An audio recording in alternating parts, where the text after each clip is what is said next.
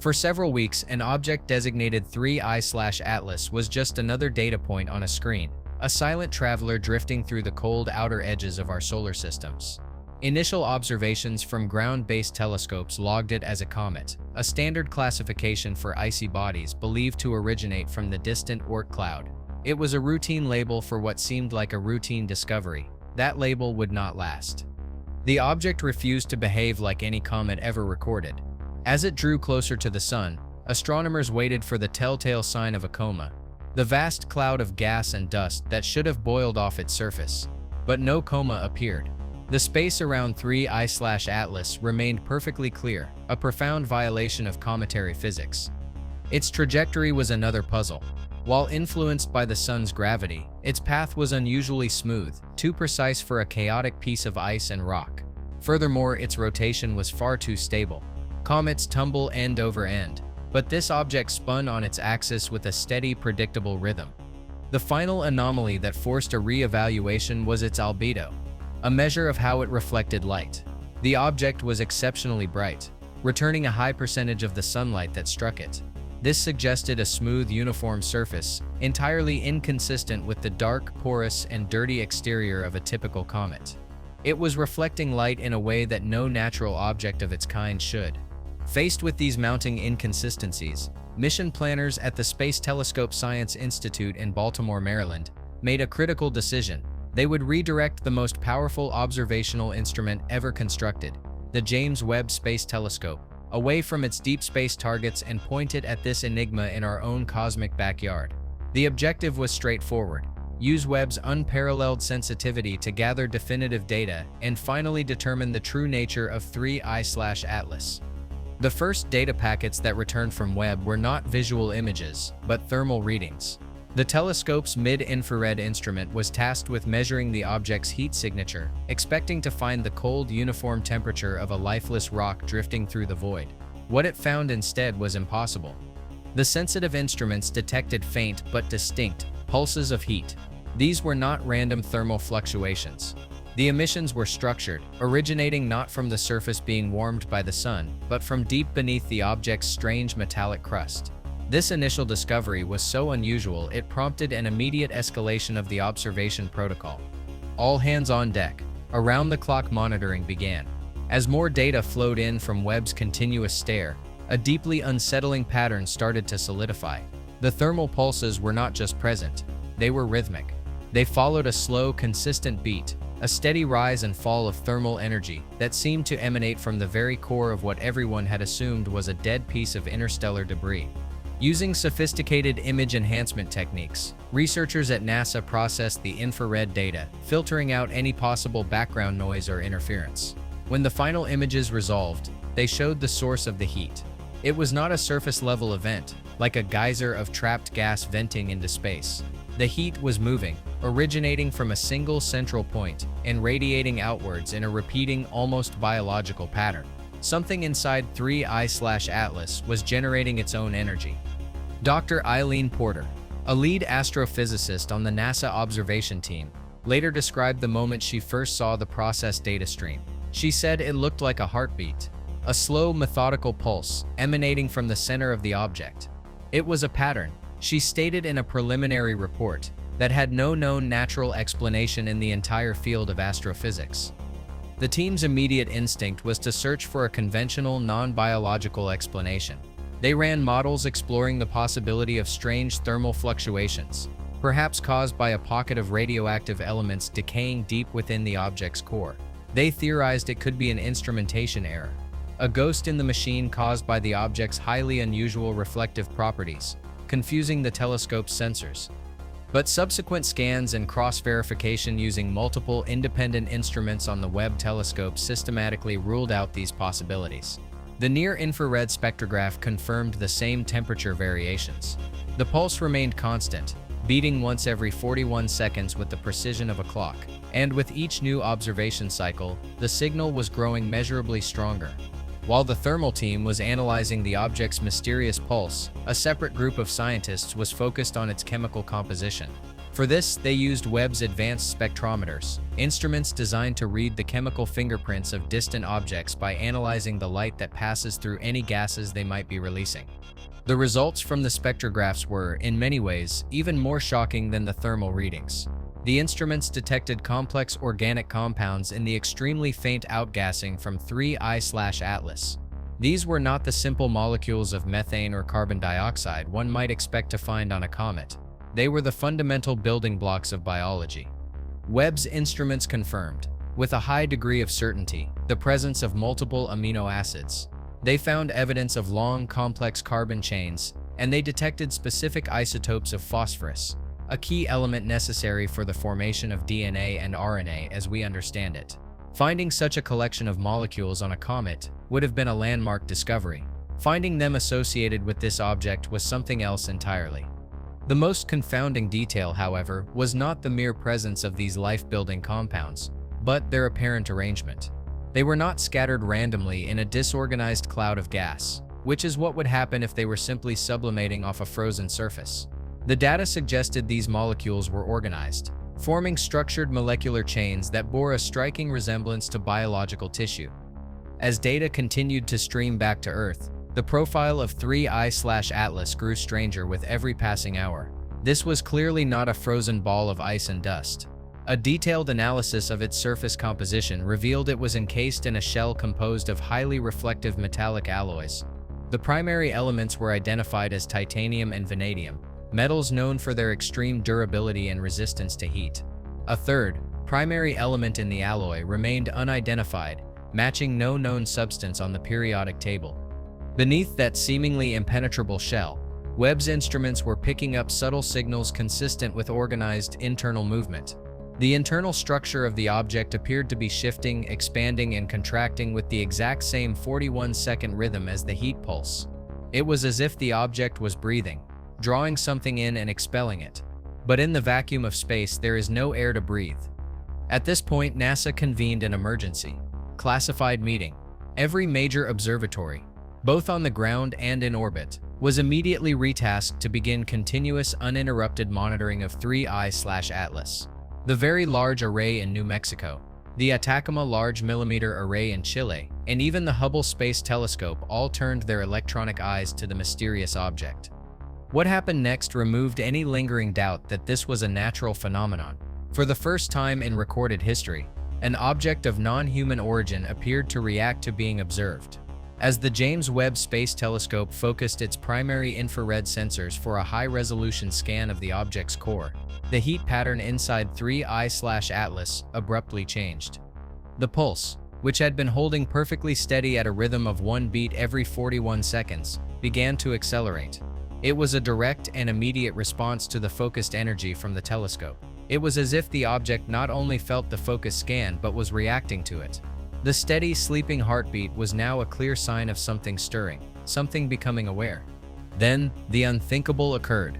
On August 9, 2025, a faint but clear radio signal was detected by the global antennas of the Deep Space Network.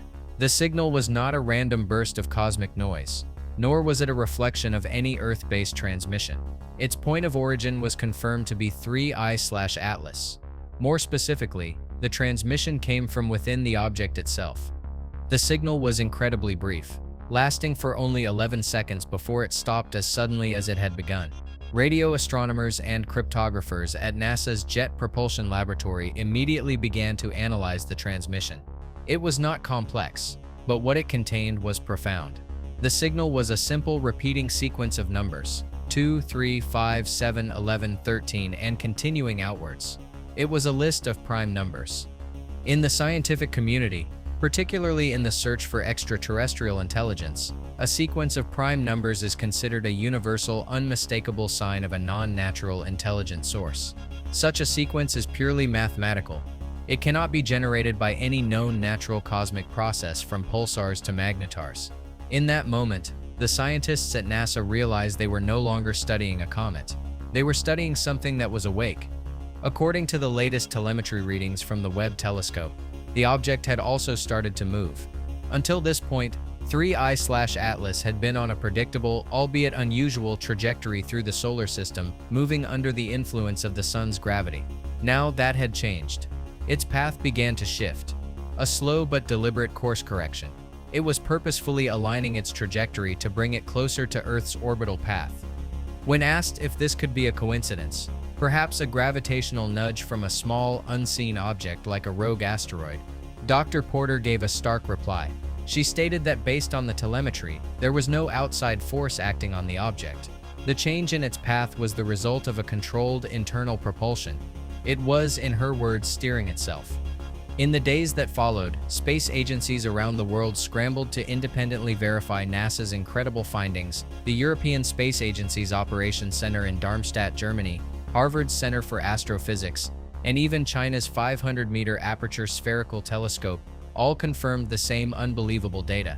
3I/Atlas was accelerating. It was not falling toward the sun. It was moving under its own power.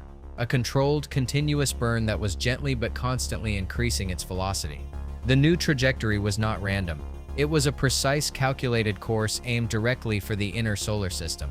Updated orbital calculations showed that on its current course and speed, it would cross the orbital path of Earth in just 62 days. As Webb's instruments zoomed in for a closer look, the object began to reveal yet another terrifying change.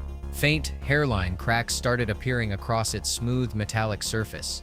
But these were not signs of structural failure from its acceleration. The cracks were not splitting apart. Instead, they appeared to be opening, like vents or irises.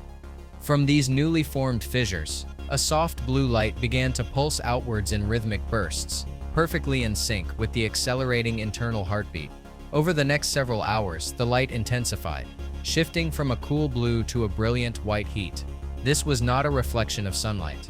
This was internal illumination, powered by the immense energy source churning within the object.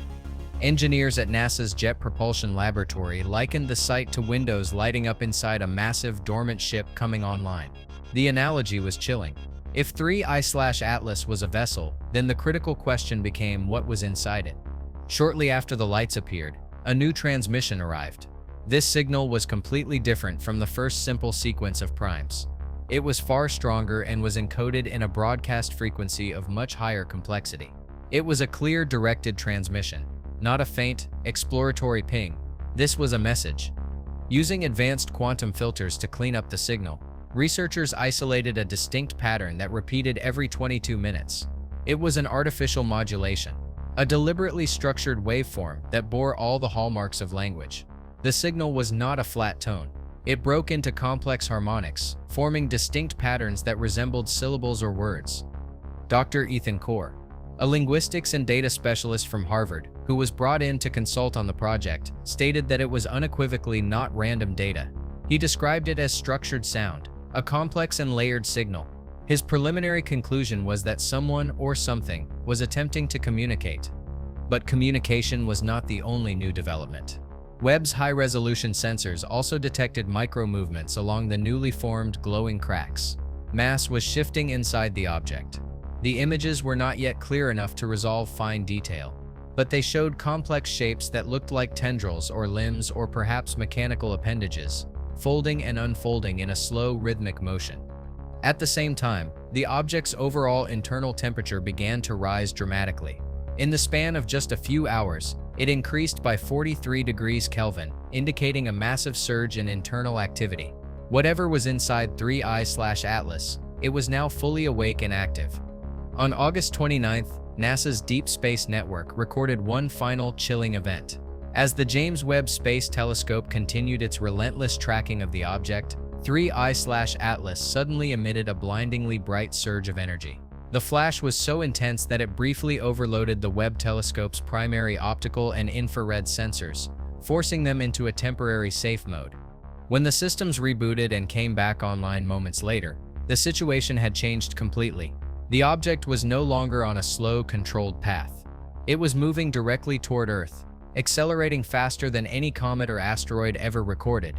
Its new trajectory was a straight line, a direct intercept course. Within hours, every radar and telescope on and off the planet was locked onto its position. Its current velocity was so extreme that it defied known principles of physics.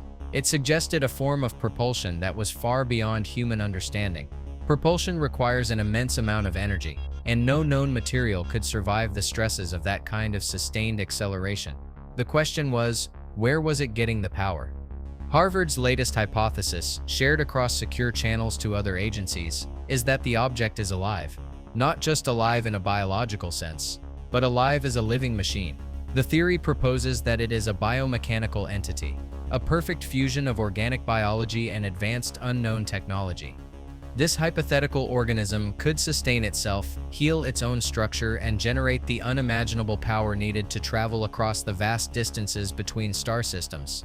Some scientists on the project believe it could be ancient, possibly millions of years old, drifting in a state of hibernation between stars.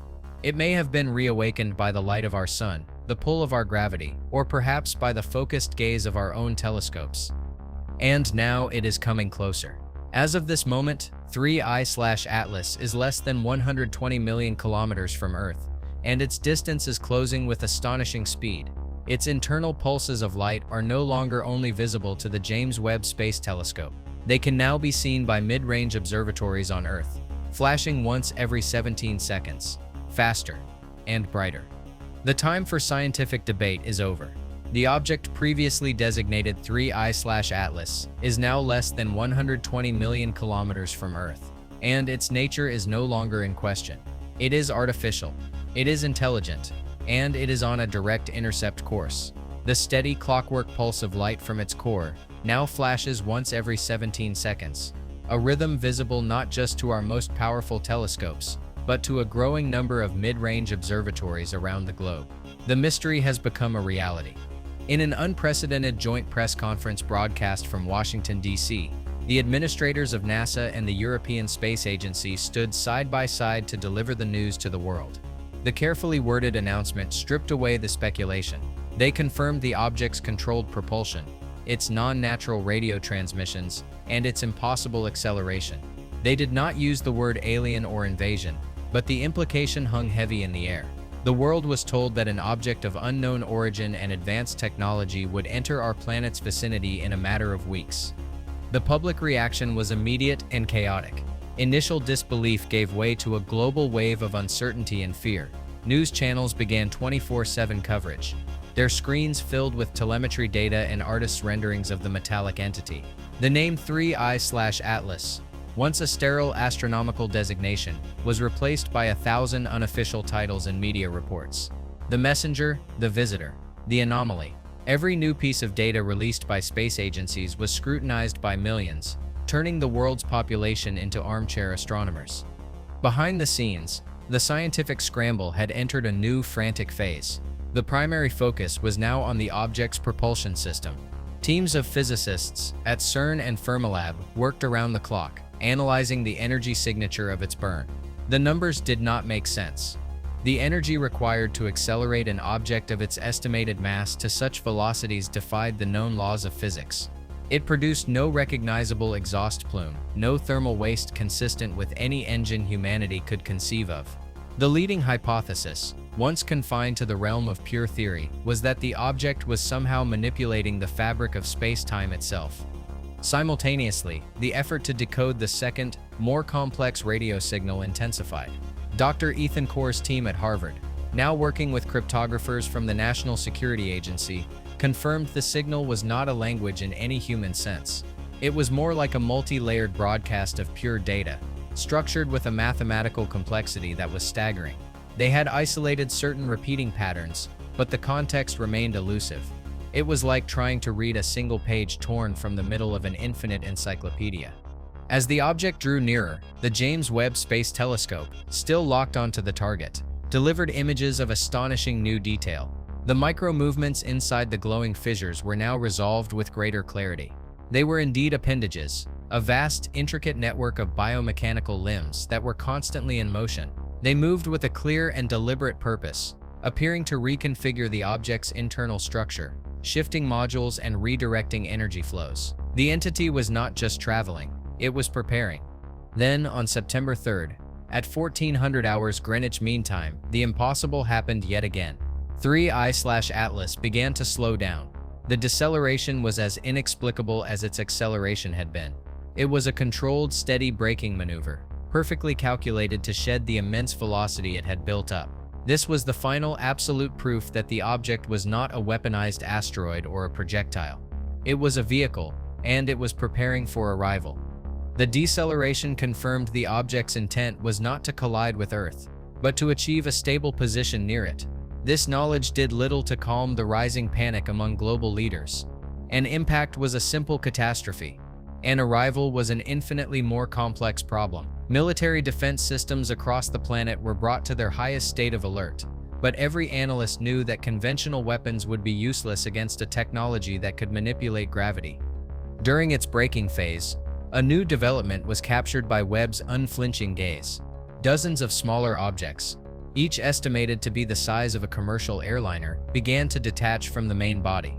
They emerged from previously hidden ports along the object's hull, separating with perfect precision. They were not debris. They immediately moved into a controlled geometric formation, holding their positions relative to the parent craft. They were smaller vessels, a fleet of escorts or probes. By September 12th, the main object ceased all forward momentum relative to Earth. It had settled into a high lunar orbit, a fixed position beyond the moon, where it hung in the blackness like a new, impossibly bright star. Its internal lights, once pulsing, now burned with a steady white intensity. The fissures on its surface had opened further, and the pattern they formed was no longer random. It was a complex, symmetrical shape that resembled a vast, intricate circuit board.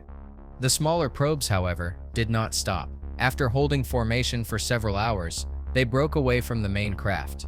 Their trajectories were instantly calculated by observation centers on every continent. They were not aimed at random locations. Each of the smaller vessels had adjusted its course. Each was now on a direct path toward a different major population center on the planet Earth. The communication had ended. The approach had begun. The world held its breath. The objects, now designated as probes, were closing the distance to the planet's surface with terrifying speed. In the targeted metropolitan areas from New York to Shanghai, a frantic, chaotic attempt at evacuation was underway, but it was too little, too late. There was nowhere to run. Global defense networks tracked the inbound craft, but no orders were given to fire. Every world leader, every military commander understood that any act of aggression would be futile and could trigger a catastrophic response from the parent vessel still looming in the lunar sky. The probes entered the atmosphere not with a fiery roar, but with an unnerving silence. There was no sonic boom, no incandescent sheath of plasma from atmospheric friction. They sliced through the air as if it were a vacuum, their impossible propulsion technology negating the laws of physics. On radar screens, they were solid targets, but to the naked eye, they were barely visible, their metallic surfaces seeming to bend the light around them. They did not strike the hearts of the cities. Instead, each probe chose a location of significance just outside the most densely populated zones. One settled in the Great Meadow of Central Park in New York. Another came to rest on the Champ de Mars, directly in the shadow of the Eiffel Tower in Paris. A third descended into the waters of Tokyo Bay, displacing no water as it hovered just above the surface. All around the world, the story was the same. The landings were precise, deliberate, and perfectly synchronized. The arrival itself was an act of profound technological display. Each probe, a teardrop-shaped vessel of roughly 100 meters in length, slowed its descent until it was hovering mere feet above the ground. Then, without a sound, without so much as disturbing a blade of grass, it settled onto the surface. There was no impact, no tremor. One moment it was in the air, the next it was on the ground, as if it had always been there. For the next 24 hours, they did nothing. They sat in perfect silence, immense and inscrutable. Their surfaces were a seamless expanse of the same unidentifiable alloy as the parent craft, reflecting the sky with a strange liquid quality. There were no visible doors, no windows, no engines, no seams. They were geometrically perfect and utterly alien. Military forces established heavily armed cordons around each landing site, but their orders were clear. Observe, contain, and do not, under any circumstances, engage. Science teams were rushed to the perimeters, deploying every sensor and scanning device available. They bombarded the objects with radar, sonar, gamma rays, and thermal imagers. The results were unanimous and deeply unsettling. The probes were entirely inert. They absorbed every scan without returning a signal. They had no detectable heat signature, no magnetic field, and emitted no radiation. They were perfect black boxes. The psychological pressure on the human race became immense. The arrival had not been violent, but the sheer silent confidence of the act was a display of power beyond comprehension. Humanity was being ignored. We were not a threat to be neutralized, nor a peer to be negotiated with. We were simply the occupants of the space they now chose to inhabit. While the world fixated on the silent probes on the ground, the parent craft in orbit began to change. The steady, intricate pattern of light on its surface, which had held constant since it achieved orbit, started to shift. The geometric lines began to flow and reconfigure themselves, moving with the slow, deliberate pace of a continent drifting. It was communicating not with humanity, but with its probes on the surface. A silent and incomprehensible conversation played out in lines of light against the blackness of space. Then, at precisely the 24-hour mark since their landing, every probe on Earth acted in perfect unison. A thin, glowing line appeared on the surface of each vessel, tracing a perfect circle on the seamless hull where no line had existed a moment before. The light intensified, cutting through the alloy not with heat, but with a process that seemed to simply unbind the matter itself. The circular section then retracted into the body of the probe, revealing a dark, cavernous opening. An invitation had been offered, or a warning had been issued. The doors were open. From every open doorway, a single object emerged. It was not a creature, nor a machine in any conventional sense. It was a crystalline structure, roughly 2 meters tall, that floated out of the probe and hovered silently in the air. It glowed with a soft, internal white light, its form a cascade of impossible interlocking geometric shapes that seemed to shift and rearrange themselves constantly.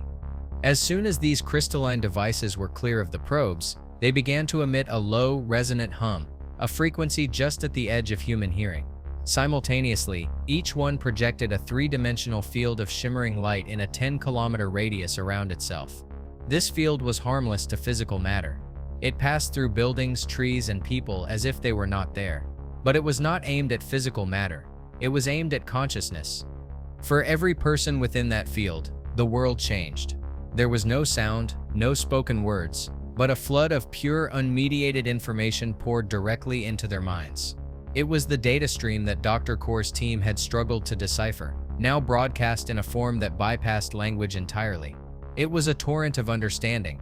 The history of a billion-year-old civilization, the laws of physics that governed their propulsion, the mathematics behind their energy source, the biology of 1,000 different worlds. It all flowed into the minds of millions of people.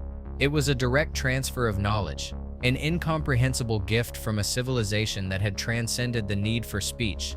The panic and fear that had gripped the world were replaced by a profound, overwhelming, and terrifying sense of awe. The message became clear. The entity, the parent craft, was not a conqueror. It was an archivist. A biomechanical, living library, countless millennia old. Its sole purpose was to travel the vast emptiness between stars, seeking out nascent intelligent life. When it found a species that had reached the threshold of understanding, as humanity had by building the Webb telescope and turning it towards the stars, it would make its approach. It would not make contact. It would make a delivery. The prime numbers had been a simple query. Are you intelligent enough to understand mathematics? The arrival was a test of composure. Are you mature enough not to destroy yourselves or us upon our arrival?